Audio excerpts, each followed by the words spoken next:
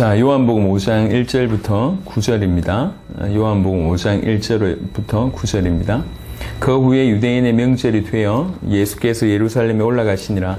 예루살렘에 있는 양문 곁에 히브리 말로 베데스다라는 못이 있는데 거기 행각이 5이 있고 그 안에는 많은 병자, 맹인, 다리 저는 사람, 혈기 마른 사람들이 누워 물의 움직임을 기다리니 이는 천사가 가끔 못에 내려와 물을 움직이게 하는데 움직인 후에 먼저 들어가는 자는 어떤 병에 걸렸든지 낫게 되밀어라. 거기 38해 된 병자가 있더라. 예수께서 그 누운 것을 보시고 병이 벌써 오래된 줄 아시고 이르시되 네가 낫고자 하느냐? 병자가 대답하되 주여 물이 움직일 때 나를 못에 넣어주는 사람이 없어 내가 가는 동안에 다른 사람이 먼저 내려가나이다. 예수께서 이르시되 일어나 네 자리를 들고 걸어가라 하시니 그 사람이 곧 나와서 자리를 들고 걸어가니라. 이날은 안식일이니. 아멘.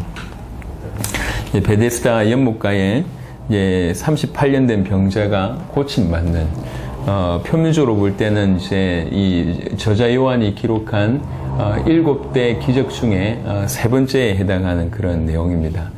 이제 예수님께서 행하신 표적 기사들이 너무 많이 있는데 그 중에도 가장 정확하게 예수님을 하나님의 아들로 또 신성 가지신 그 하나님의 아들로 또 우리 인생의 모든 문제를 해결하실 그리스도로 보여줄 수 있는 부분들을 이제 선별해서 옮겨내고 있습니다.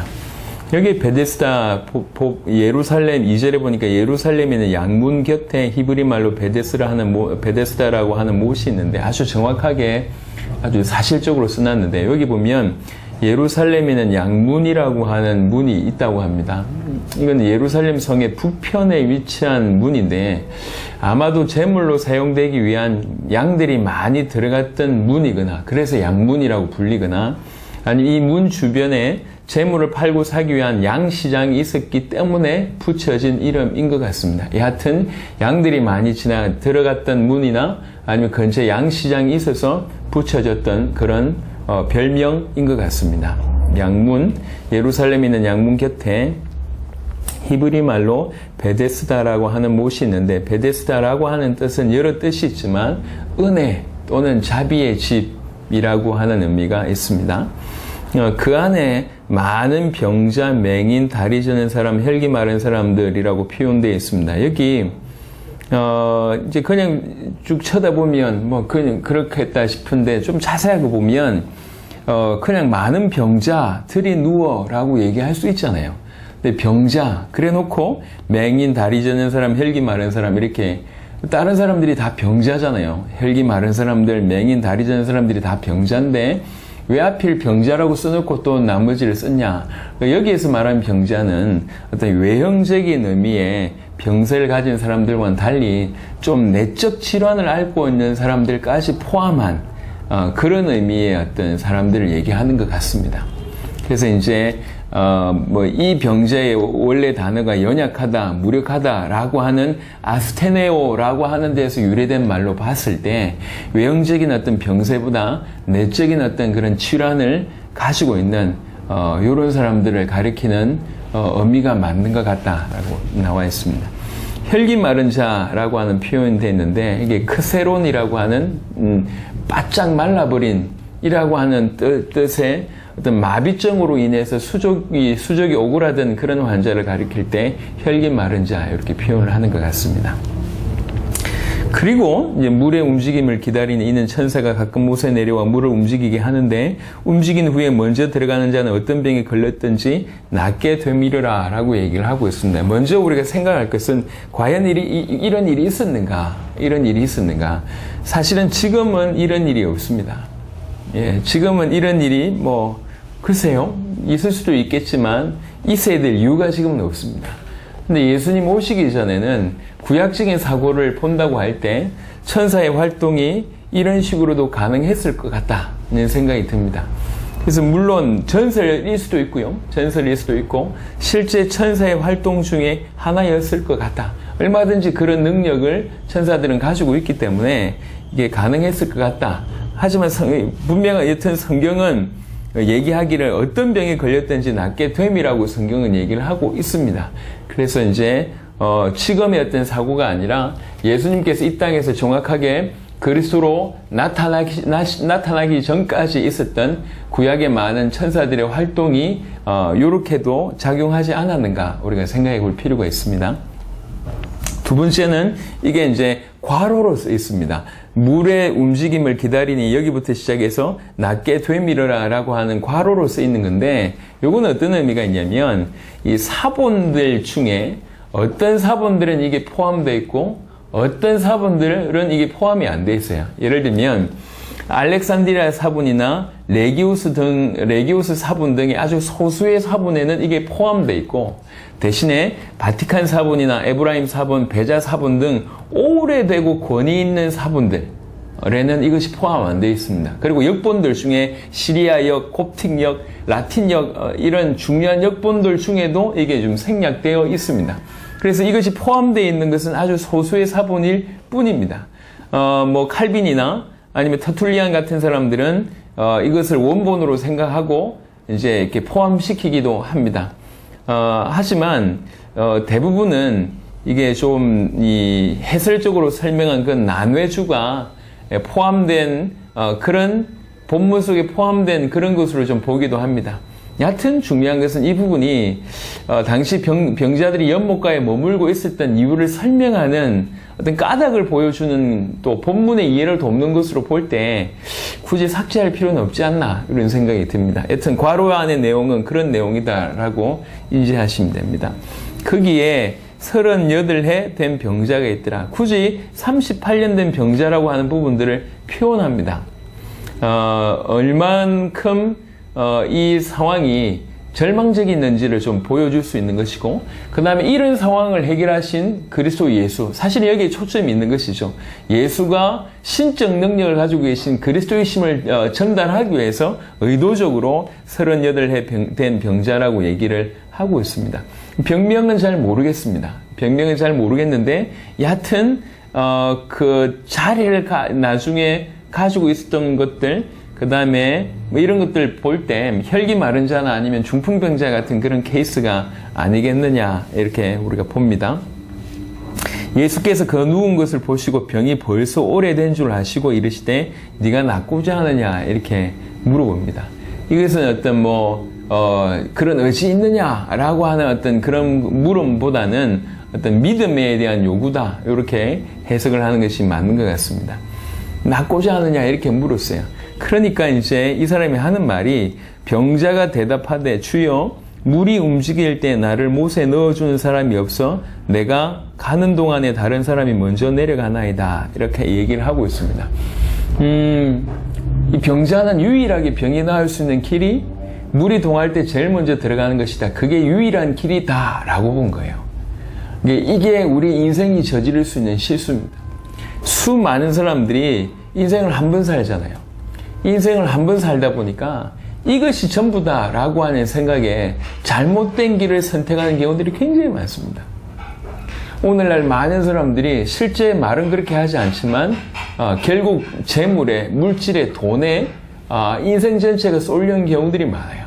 돈이 전부라는 거죠. 그게 해결책이라고 생각합니다. 어떤 사람은 힘이 전부라고 생각하고 어떤 사람은 인기가 전부라고 생각하고 어떤 사람은 지적인 능력이 전부라고 생각하고 어떤 사람들은 남이 없는 무언 특별한 것이 전부라고 생각하면서 그 길을 고집하고 있습니다. 그게 유일한 해결책이고 그게 유일한 길이라고 생각을 하고 있습니다. 그런 사람에게 물어보는 겁니다. 네가 낫고자 하느냐? 그 길이 다른 길이 있음을 지금 얘기하고 있는데 알아듣지를 못하고 이 길만이 전부라고 생각하고 있습니다. 그래서 병자 38년 된 병도 심각하지만 그 병을 낫게 해줄 수 있는 길이 이거밖에 없다라고 하는 것 또한 심각하다는 거죠.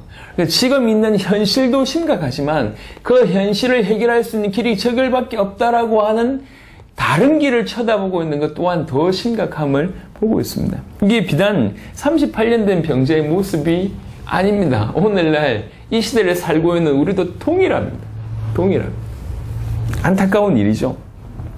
그래서 고작 눈앞에 있는 예수를 어떻게 활용하고 있냐면 궁극적으로 활용하고자 하는 것은 못에 들어가야 되는데 나를 도와줄 사람 정도로 예수님을 생각하고 있다는 거예요. 이것 또한 비극입니다. 예수님을 모셔놓고 고작 하는 게 뭐냐면 내가 이거 필요한데 좀 도와주세요라고 하는 겨우 몸을 움직이는데 필요한 조력자로 예수님을 이해하고 있다는 겁니다. 예. 그러니까 이게 병도 심각한데 잘못된 길이 유일한 길이라고 해석하고 있고 믿고 있는 것도 기가 막힐 뿐더러 눈앞에 있는 예수님을 고작 그 해결책을 제시해 주는데 도움되는 조력자 정도로 생각하고 있다는 거예요. 이게 오늘날 너무나 안타깝게 기독교인의 모습입니다. 교회 안에 있으면서도 돈이 전부라고 생각합니다. 그 돈을 보는데 예수님을 이용하는 거예요. 교회 안에 있으면서도 자기가 힘을 얻는 게 전부라고 생각합니다. 그 힘을 얻는데 예수님을 사용합니다. 교회 안에 있으면서도 능력을 얻는데 그것이 전부라고 생각합니다. 교회 안에 있으면서도 아니면 자기가 하고 있는 일의 어떤 성공이 전부라고 생각합니다. 그래서 그것을 위해서 주님을 이용하고 있는 겁니다. 38년 된 병자의 모습하고 다름없이 똑같은 모습입니다. 얼마나 안타깝냐 그 얘기입니다. 또 한편으로는 이 누워있는 그 베데스다 연못가의 모습이 그냥 인생사입니다. 예, 격전장이라고 볼 수 있습니다. 배려가 전혀 없습니다. 예, 그런 삶을 살고 있는 거예요. 얼마나 안타깝습니까?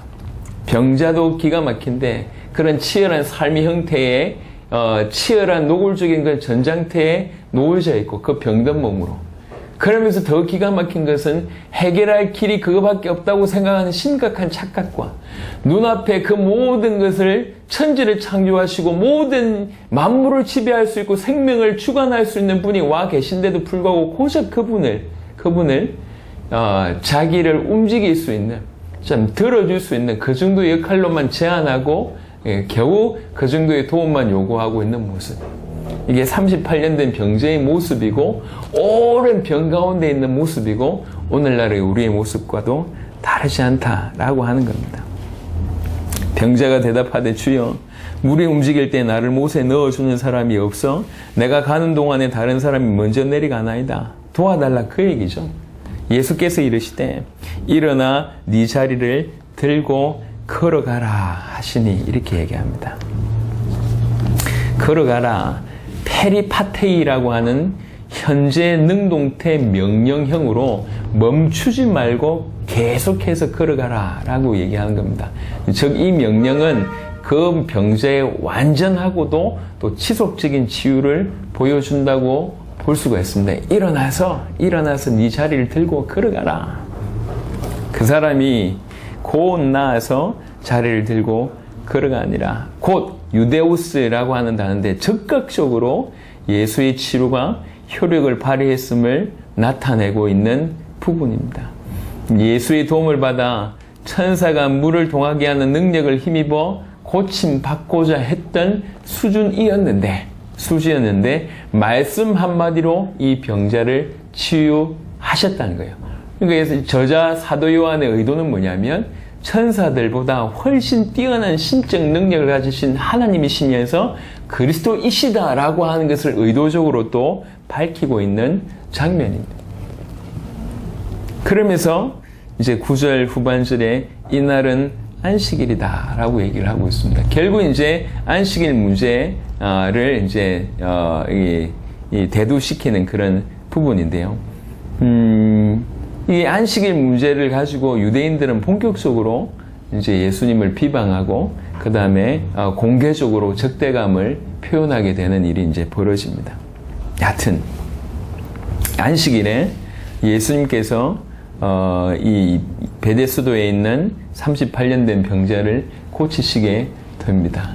38년 된 병자 같은 모습이 우리에게 너무 널려져 있습니다. 오랫동안 병들었고 그 병든 몸으로 치열한 현장을 살아가고 있고 치열한 세상을 살아가고 있고 그러면서도 우리 안에 잘못된 이것만이 길이다라고 하는 잘못된 것들이 들어가 있고 그 잘못된 그 길을 해결하기 위해서 창조주이고 전능자이시고 그리스도 되신 그 예수를 고작 우리의 문제를 해결하거나 우리의 필요한 부분에 조금 도움 주는 자 정도로 이해하고 있으면서 그 정도의 도움만 요청하고 있는 어리석은 모습. 이게 38년 된 병자의 모습입니다. 그런데 우리 주님은 말씀 한마디로 그분을 그 38년 된 병자를 고치십니다. 지금도 하나님은 그 주님은 우리에게 말씀 하나로 38년 된 병자를 고치셨던 것처럼 우리를 고칠 수가 있습니다. 그래서 정말로 말씀을 듣고 말씀을 받고 말씀을 믿는 것이 얼마나 큰 일인지 큰 사건인지를 볼 수 있는 대목입니다. 38년 된 병자에게 있었던 은혜가 저와 여러분들 가운데도 있게 되기를 그리스도 예수 이름으로 축원합니다. 살아계신 주님, 우리가 38년 된 병자와 다르지 않음을 고백합니다. 우리의 병세가 아주 오래되었었고 여전히 그런 병으로 이 세상에 치열한 격전장에 있으며 또 잘못된 해결책을, 잘못된 성공 원리를, 잘못된 길이 유일한 길을 바로 그 길로 정한 그런 인생을 살았으며 우리 눈앞에 또 우리와 함께 계신 그리스도 예수를 결국 우리 성공을 위해서 우리 문제 해결을 위해서 그것을 이용하는 그것을 해결해 주기 위해서 사용하는 또 도움을 구하는 그 정도의 분으로 인정하고 또 그분께 기도했던 것을 보게 됩니다. 주님, 우리 눈을 열어주시사 38년 된 병자를 고치셨던 것처럼 우리에게도 그런 은혜를 허락하시고 우리에게도 참된 치유가 일어나도록 역사하시고 무엇보다도 예수가 누구이신지 예수를 하나님의 아들 그리스도로 보여지는 또 믿어지는 그런 은혜가 풍성하게 우리 가운데 있도록 축복하여 주옵소서. 감사를 드렸고 우리 주 예수 그리스도 이름으로 기도드렸습니다.